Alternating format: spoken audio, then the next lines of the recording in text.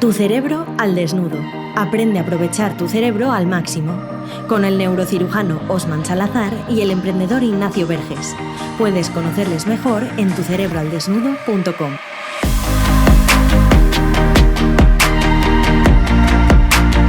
Le damos la bienvenida una semana más al podcast de Tu Cerebro al Desnudo. Hoy aquí a desnudar a tope porque venimos a hablar de tabús a nivel neurocientífico siempre con nuestro querido neurocirujano Osman. ¿Qué tal estás, Osman? Muy bien, muy bien. La verdad que siempre lo digo al inicio cuando me lo preguntas, lo bien que estoy, lo contento que estoy con el proyecto. Pero es que es verdad, sobre todo por las personas a las que estamos ayudando, la retroalimentación que nos dan, por los productos que estamos ofreciendo, los servicios. Y bueno, creo que estamos contentos con lo que hemos alcanzado ahora que ya nos vamos acercando al final del año y estamos haciendo un recuento total de la experiencia de Tu Cerebro al Desnudo 2022. La verdad que estamos contentos.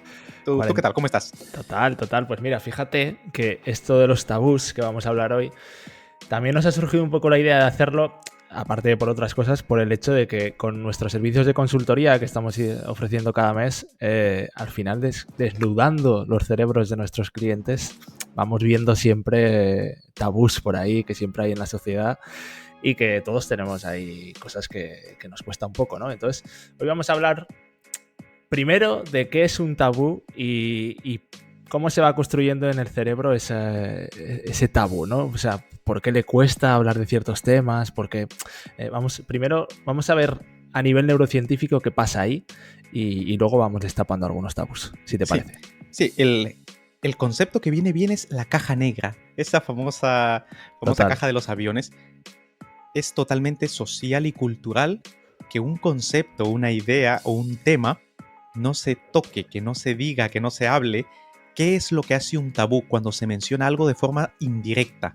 Nunca se aborda de forma directa, solo se hacen referencias indirectas, se va por los lados y entonces se empieza a rodear de conceptos, de ideas, de palabras, de comportamientos, emociones asociadas a algo que cada sociedad en cada momento histórico denomina como un tabú. Un tabú es una idea, un área o un concepto o una práctica, una conducta que genera cierta curiosidad, pero a la vez cierto rechazo y no deja de tener una categoría moral. Ese es el punto que distingue el tabú de cualquier otra área. Es que parece que está mal, que hay algo intrínsecamente negativo o incorrecto asociado a esta característica, conducta, concepto o área.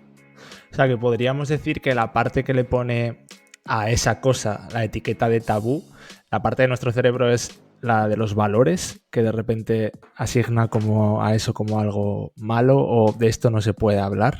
Exacto. Primero va la creencia fundamental, creencia, ¿no? De lo que sea que se esté hablando. Esto no debería de hablarse, no debería de tratarse, no debería de expresarse explícitamente. Solo debe de mencionarse. Eso es lo primero, la creencia. Luego, evidentemente, va la valoración, el valor. Tiene una valoración como que eso está mal. Y luego viene la actitud, la predisposición a actuar de irnos por la tangente, de no abordarlo directamente. Obviamente en la sociedad moderna cada vez quedan menos tabús, se generan otros, ¿no? Los que han sido tradicionales se van rompiendo y se van generando nuevos. Sobre todo con lo que es la corrección política, etcétera, etcétera, ¿no? Ahora mismo hay temas que son tabús y que son motivo de controversia, muchos. Pero el cerebro eso es lo que hace. En la cadena creencia, valor, actitud, lo encierra como en una cajita negra y cree que eso no debería de hablarse explícitamente. Y cuando se empieza a hacer, hay escándalo, porque no debería de haberse tratado. O sea, realmente es algo que lo que dicta si es un tabú o no es algo social, o sea, es la sociedad y en cada país o en cada sociedad o en cada cultura puede haber unos temas tabús diferentes a otros, pero a mí lo que me choca es de lo primero que has dicho cuando has dicho la definición es que era algo que no se puede hablar y que por lo tanto suscita curiosidad. Entonces, claro, ¿hasta qué punto le haces un flaco favor a ese tabú al encerrarlo tanto en esa caja negra? Porque al final, si a tu cerebro le estás suscitando curiosidad, no sé hasta qué punto funciona, ¿no? O sea, no sé si el objetivo del tabú es que no se puede hablar porque es malo, pero suscitas curiosidad, no sé. Hay que reconocer que los fenómenos sociales, culturales, son dinámicos. Es decir, no tienen un objetivo. Alguien no se sentó a decir, hablar del sexo es tabú. No, simplemente se fue dando de forma natural. Ya. Hablar de la identidad, de la preferencia y de la conducta sexual es tabú. Simplemente se fue dando de forma natural. Hablar de la ideología política, si tú eres de izquierdas o de derechas, o en qué piensas, si estás a favor del aborto o estás en contra, ¿quién dijo que eso era tabú? Simplemente la sociedad, a la hora de intercambiar la información, se fue dando cuenta, los individuos que la conforman, se fueron dando cuenta que al abordar explícitamente ciertas áreas, suscitaba un rechazo social importante. Ahí. Entonces utilizamos y nos vamos por la tangente. Es por eso que el tabú es la base de la corrección política. Nadie está obligado, por ejemplo, el voto es secreto, ¿no? O sea, ¿por qué se hizo esto? Porque a la hora de saberse generaba externalidades, como que los que se dieran cuenta fueran del otro bando y te fueran a vapulear a casa, ¿no? O el expresar abiertamente cuál es tu postura acerca de temas morales o temas controvertidos. A ese respecto, también genera un escarnio público y puede ser rechazado socialmente. Y sabemos que nuestro cerebro es emocional, es social y es moral por diseño, por evolución natural, porque convivimos con otros cerebros. Entonces, a ningún cerebro le gusta sentirse mal emocionalmente, le gusta ser socialmente rechazado, evidentemente no, y no le gusta sentirse como que no cumple con el canon moral de su época y de su momento geográfico, su situación geográfica y su momento histórico.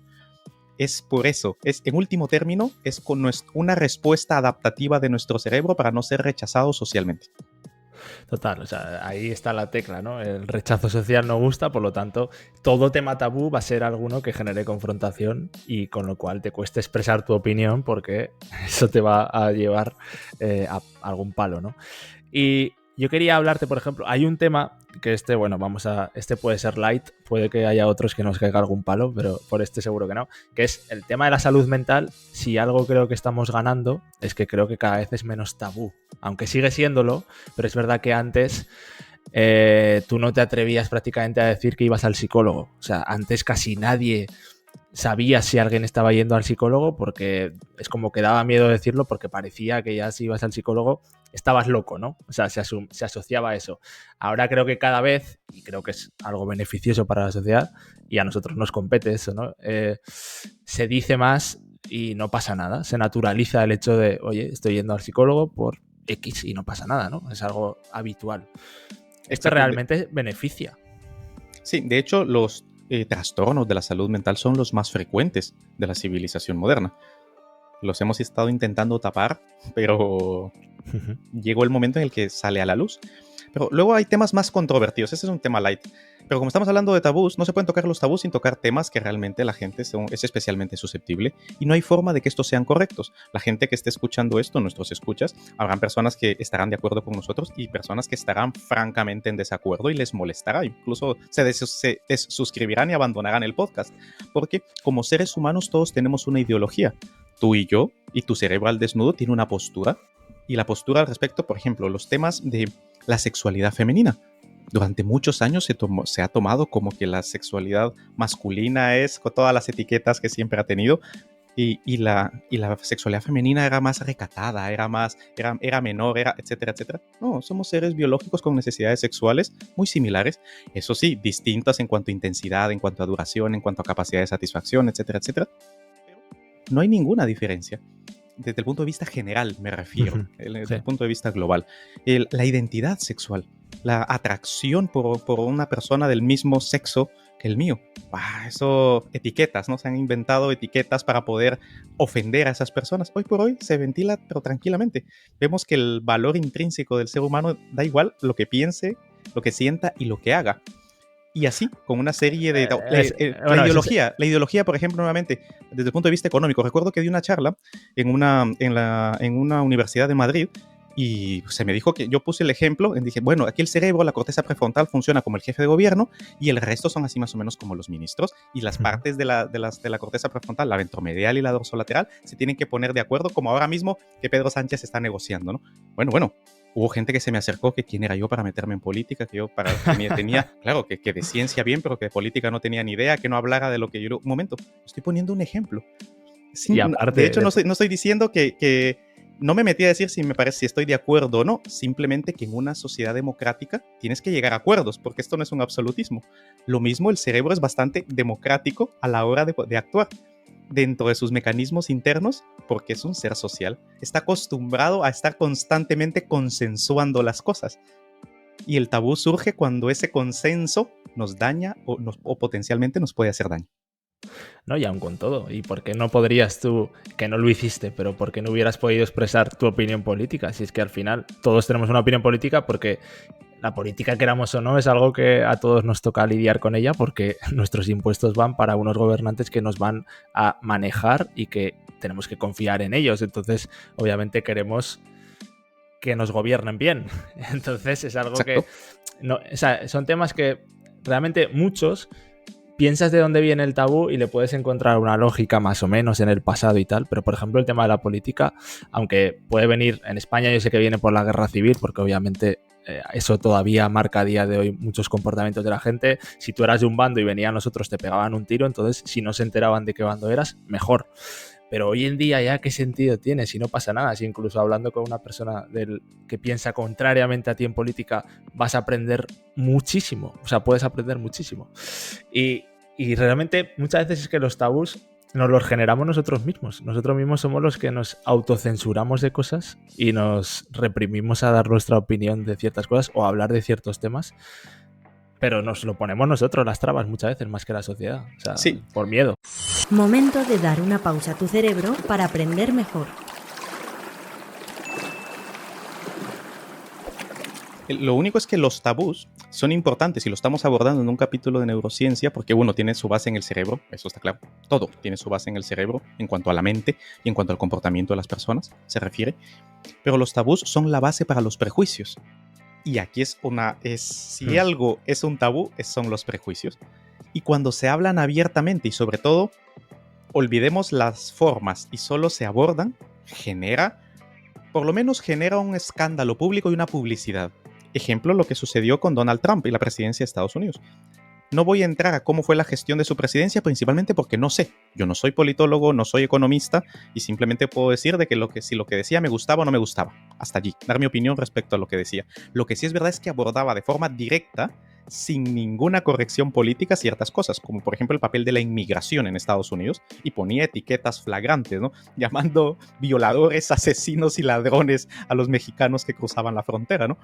Obviamente sí, yo creo que da igual de dónde eres. Si te dices que eres un violador, un asesino y un ladrón, hombre, alguna susceptibilidad va a tocar. Va a hacer ¿no? gracia. Y así para todo, ¿no? Es decir, por ejemplo, respecto al estado de bienestar y las políticas sociales, si hay que darle o no a los pobres o a los más necesitados, o se está robando a los ricos para dárselo a los pobres, etcétera, según el espectro político y económico en el que se esté y los intereses que están en juego, así va a ser mi postura al respecto, ¿no?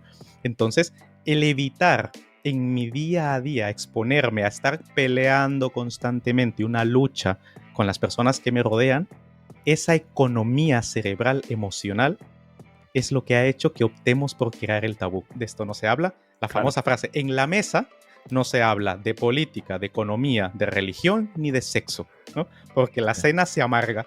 La cena El de ejemplo Navidad, familiar por excelencia del tabú. total. Pero qué puñetero es el cerebro en ese sentido de los prejuicios para que, por ejemplo, si Osman me está hablando de neurociencia y me da una charla magistral y yo veo este tío tiene una credibilidad de la hostia, pero de repente suelta una posición política que es contraria a la mía, invalida todo lo anterior. Sí. ¿Y por qué el cerebro es tan puñetero de asociar de repente eso cuando, joder, no tiene nada que ver?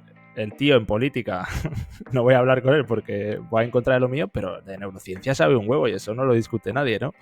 Sí, lo que pasa es que nuestro cerebro es económico. Hay que reconocer de que el cerebro humano es lo más caro, es el cerebro más caro, la estructura biológica más cara en el mundo. Por dos razones. La primera, en cuanto a tamaño, evidentemente hay cerebros más grandes, cerebro de las ballenas, cerebro de los elefantes, pero ¿cuántas ballenas hay? ¿Y cuántos elefantes hay? Hay muchos seres humanos en número. y está claro que estamos destrozando el planeta. Esto no hace falta, esto no es ideología, esto solo hace falta verlo, nos lo estamos cargando. Entonces es muy caro, biológicamente nuestro cerebro toma atajos. Ese es el punto. Entonces, el tribalismo, todos los seres humanos somos tribales, el yo y lo que no soy yo, y el nosotros y ellos. Entonces, cuando detecta una diferencia en una cosa, es perfecto, es de ellos, lo que en inglés es us versus them. Entonces, si yo soy de una ideología, la que fuese, o de un pensamiento, el que fuese, en cuanto escucho algo, salta mi alarma, salta mi amígdala. Esto es una amenaza. Esto es una amenaza. Entonces, mi cerebro directamente se retrae, se protege a favor de mi grupo y va en contra de esta tribu enemiga. Y esto es porque biológicamente venimos de los primates que se juntan en pequeños grupos, son tribales, y durante muchos miles de años hemos vivido en tribus, clanes, etc. Nuestro cerebro no está acostumbrado para lidiar con más de 100, 150 personas de que conozca de forma personal. Entonces, el protegernos de la tribu de al lado, detectar una sola característica que pudiera reflejar de que mi supervivencia o la de mi grupo estaba en riesgo, mi cerebro evolucionó para detectarlo y directamente alejarme de esa persona. Y eso persiste, aunque estemos en el siglo XXI, nuestro cerebro sigue siendo el del hombre de las cavernas. Esta frase tan trillada, Sí. que para esto es verdad. Eso es súper curioso saber cómo, aunque tú hayas nacido hace pocos años, tienes un cerebro ahí que tiene muchas cosas de hace mil y millones de años. Y yo te quería hablar de un tema. Hace poco veía un programa de televisión que precisamente se llama Tabú, que está en Movistar, y bueno, no nos pagan ni nada, pero justo estaban hablando de uno de los temas que es muy controvertido en los tabúes, que es el del suicidio. Sí. Y yo aquí te quería preguntar, porque salían muchos familiares de personas que se habían suicidado diciendo que por favor en las televisiones se hablara más del suicidio, porque no hablando, ya sabes que por ejemplo cuando en una televisión muere alguien, si es suicidio nunca se dice la causa, siempre se rodea, etcétera, como hemos hablado antes, pero nunca se dice. Las televisiones entiendo que lo hacen con un fin de pensar que si lo dicen van a incitar a más gente al suicidio, pero las familias que habían vivido ese sufrimiento de cerca decían que por favor que se hablase, porque era todo lo contrario. Genera esa curiosidad de la que hablábamos antes. Entonces, ¿cómo funciona ahí el cerebro para cuando ve este tema, qué es mejor, que se lo digan o que no? Es el mismo ejemplo de hablarle a tu hijo adolescente del sexo o no. Que utilice o no anticoncepción, o que utilice o no métodos de protección contra enfermedades de transmisión sexual, etc. La información se ha tomado como que induce a las personas a ciertos comportamientos. Entonces, el privarles de la información se ha tomado como un mecanismo protector para evitar de que pase lo que consideramos indeseable. La sociedad ha ido avanzando y todo esto, por ejemplo, ahora el sexo se habla de una forma de lo más natural, al menos en los países civilizados, en los países más desarrollados, y la civilización ha ido aumentando cada vez más la disponibilidad de información, haciéndola más accesible. Con respecto a los trastornos de salud mental, como bien decías, es algo que todavía no hemos llegado a ese punto y seguimos manejándolo como un tabú. A medida que se va abriendo, por ejemplo, una serie de Netflix que se llamaba Las 13 razones por qué, 13 Reasons Why, en donde pues, describe a una adolescente que se suicida, hubo realmente un escándalo en Estados Unidos porque tienen una tasa de suicidio muy alta, sobre todo en la población adolescente, y se abordó del mejor rigor que se pudo, y al desmitificar esto y al quitarle el desdramatizar también la cuestión del suicidio, hizo que muchos adolescentes que estaban en riesgo de suicidio por trastornos de salud mental y por muchas otras razones buscaran ayuda. Claro. El problema con esto, cuando no se habla, es que genera el hecho de que yo soy raro, me van a rechazar, y si a nadie lo hace, nadie le pasa, yo soy el raro, ¿no? Yo soy la rara, o yo soy, etc. Lo mismo que pasó en su momento con las identidades y con las preferencias sexuales, que hubo muchos seres humanos que tuvieron que sufrir por eso. O incluso por las religiones, según qué religión se defendiese, podía significar la diferencia entre la vida y la muerte. La salud mental entra también dentro de estos aspectos. Por ejemplo, saber que un CEO de una empresa tuvo un intento de suicidio nos llamaría la atención y nos cuestionaríamos si esa persona está apta o no para liderar. Sí. O si un jefe de gobierno está diagnosticado de alguna enfermedad neurológica o psicológica, o lo estuvo en algún momento, ¿será que realmente vale o no para dirigir? Ya. Todavía queda por avanzar en ese aspecto y evidentemente nunca dejará de ser controvertido porque siempre habrán opiniones diferentes entre unas personas y otras y tiene que ser así porque si no, imagínate, la riqueza de la humanidad se perdería. Sí, mira, ya para acabar, al hilo de lo que decías, un último tabú. Por ejemplo, el tema de las drogas. Yo me he dado cuenta de una cosa aquí desde que vivo en Países Bajos. Claro, tú normalmente, excepto fumar y beber, no es habitual que veas a una persona drogándose, porque es como algo también que se esconde. Puedes luego saber que esa persona se droga, aunque tampoco es algo que se diga mucho, pero es algo que siempre se hace a escondidas. Sin embargo, aquí en Países Bajos, justo en el supermercado al lado de mi casa, que es el centro de la ciudad, siempre hay una cuadrilla de personas, que yo creo que hay algún centro de acogida, etcétera, que son personas que ya han sobrepasado las drogas y están ya en un estado que obviamente no hay retorno, Sí. y están ahí drogándose en la calle al nivel de pinchándose, o sea, Sí. cosas muy fuertes. Y yo cuando pienso eso, al principio me chocaba mucho porque yo veía a padres con niños llegando al supermercado a comprar y decía, joder, los niños esto, no sé hasta qué punto les conviene verlo. Pero luego por otro lado lo piensas y dices, pues mira, también están viendo que si hacen eso van a acabar así. O sea, por otro lado, también les ayuda a ver la realidad. O sea, si tú en algún momento tienes la tentación de probar las drogas, que sepas que eso es una posibilidad, que acabes como esa persona tirada en la calle sin mucho que hacer porque ya no hay marcha atrás. Entonces, creo que incluso ahí, pensándolo fríamente, casi que beneficia eso, ¿no? Porque te hace ver la realidad y luego tener más información para cuando estás en la adolescencia, que es ese momento de debilidad, puedas tomar decisiones sabiendo ya lo que hay, por lo menos, ¿no? Claro. Esto es un tema muy complejo. Porque Total. La postura que cada persona tenga como correcta, su creencia fundamental. Los tabús van directamente a la creencia. Si yo creo que esto no se debe de hablar, que no se debe de decir, y yo creo que para proteger a mi hijo o a mi hija de cualquier cosa, del sexo, de las drogas, de ideas políticas, etcétera, lo aíslo de esa información porque considero que ese es el mecanismo por medio del cual le voy a proteger. Y como tengo la creencia de que no hay que hablar de eso, no me he preocupado por buscar información, por depurar y por entrenar mi cerebro para que sea escéptico y para que pueda analizar los pros y los contras de una situación.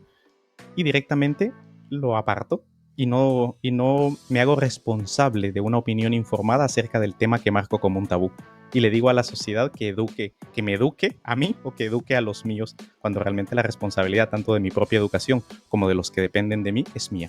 O sea, el generar un tabú realmente es huir de la responsabilidad que todo ser humano tiene de hacerse cargo de sí mismo, de sus propias opiniones, de sus propias creencias, valores y actitudes, y de su lugar en el mundo y del papel que juega en el contrato social. Bueno, pues yo creo que hemos aclarado un poco el tema de los tabús, aunque siempre es controvertido.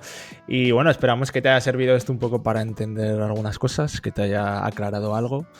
Y te animamos a que si quieres dar ese paso más, te puedas suscribir a nuestras newsletter gratuita, que enviamos cada día esas cerebrinas con una píldora de neurociencia fácil de entender, fácil de leer, en un minuto te la lees, y que te va a aportar algo para tu día a día. Y si te suscribes antes del miércoles que viene, revisa bien la fecha porque si ha pasado el miércoles que viene ya no estará disponible, tendrás de regalo una cerebrina que se llama ¿Por qué las campañas de la DGT funcionan y las antitabaco no? Y aquí vamos a tocar neurociencia detrás de todas estas campañas para que entiendas los efectos de cada una y yo creo que puede ser muy interesante. Así que tucerebraldesnudo.com para suscribirte y para escuchar este podcast, pues estar aquí suscrito a la plataforma y a la semana que viene más y mejor, Osman. Así es, muchas gracias Ignacio, muchas gracias a nuestro querido oyente que está aquí al lado escuchándonos. Si se hirió alguna susceptibilidad o algún tabú, recuerda que el principal tabú es el que está en tu cerebro. Y si no lo controlas, este te controla.